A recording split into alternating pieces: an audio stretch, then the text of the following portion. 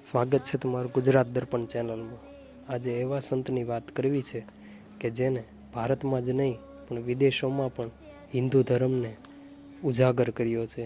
એવા જ સંત એટલે પ્રમુખ સ્વામી મહારાજ। તો પ્રમુખ સ્વામી મહારાજ કોણ હતા, શું હતા, આવો જાણીએ। એક શાંત, અહમ શૂન્ય, સરળ અને સાધુતા સભર આધ્યાત્મિક વ્યક્તિત્વ એટલે પ્રમુખ સ્વામી મહારાજ।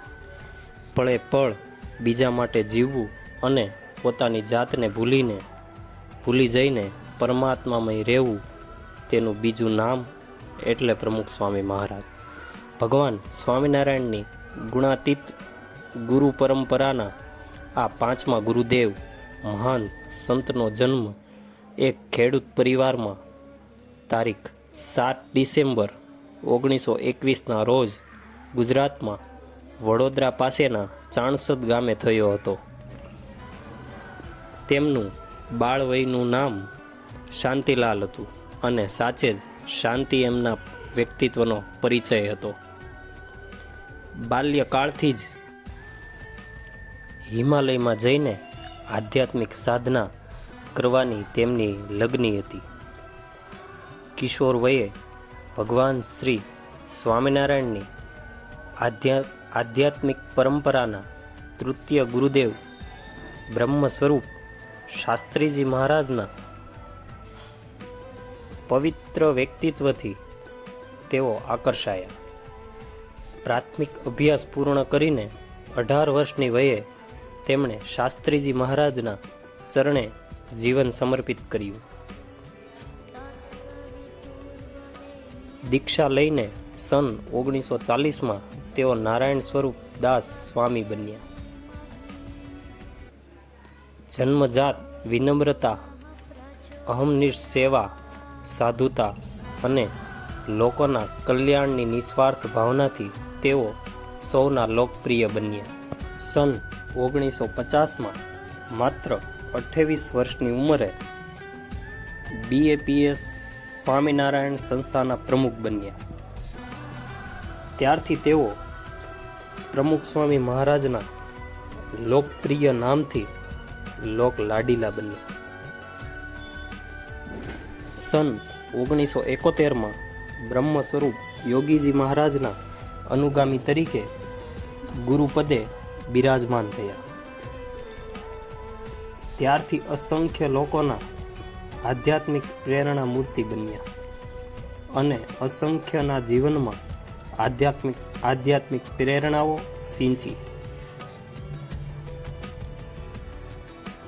બીજાના ભલામાં આપણું જ ભલું છે આ જીવન સૂત્ર સાથે અનેકવિધ સામાજિક સેવા કાર્યમાં સમગ્ર જીવન સમર્પિત કરીને તેઓ અસંખ્ય લોકોના તારણહાર બન્યા। લોકસેવા માટે જીવનભર પરિવ્રાજક રહીને તેઓ અવિરત 17,000થી વધુ ગામડાઓ, નગરોમાં ઘૂમતા રહ્યા। અક્ષરધામ જેવા જગવિખ્યાત સંસ્કૃતિ ધામ ઉપરાંત જગતભરમાં 1100થી વધુ મંદિરોનું સર્જન કરીને તેમણે સંસ્કૃતિના ચિરંતન સ્મારકો અને લોકસેવાના ધામ સ્થાપ્યા। ભેદભાવોથી પર આ વાત્સલ્ય મૂર્તિ સંતે બાળકો, યુવાનો અને વૃદ્ધો, સાક્ષરો અને નિરક્ષરો, દલિતો, આદિવાસીઓ કે દેશ વિદેશના ધુરંધરો સૌ કોઈને સમતાથી ચાહ્યા છે।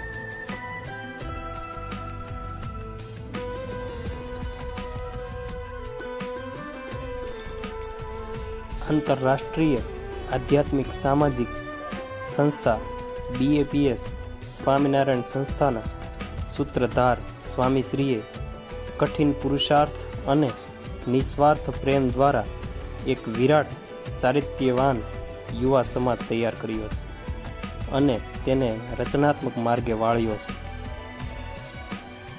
સ્વામીશ્રીની વિનમ્ર અને પરગજ્જુ પ્રતિભાથી પ્રભાવિત થઈને વિશ્વના અનેક ધર્મગુરુઓ અને આંતરરાષ્ટ્રીય ધુરંધરોએ તેમને એક મહાન સંત વિભૂતિ તરીકે હૃદયથી બિરદાવ્યા છે. અનેક મુમુક્ષુઓએ તેમના સાનિધ્યમાં પરમાત્માની દિવ્ય અનુભૂતિ કરી છે. ઉચ્ચ આધ્યાત્મિક શિખર પ્રાપ્ત કર્યું છે અને અનેક કરી રહ્યા છે.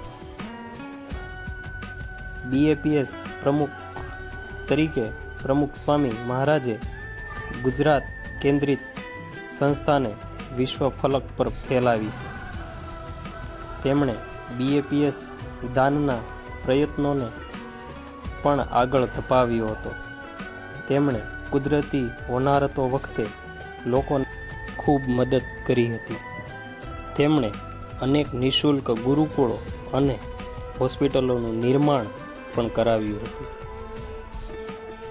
પોતાના અક્ષરધામ ગમન પહેલાં તેમણે મહંત સ્વામી મહારાજને પોતાના આધ્યાત્મિક વારસદાર તરીકે નિયુક્તિ કરી હતી.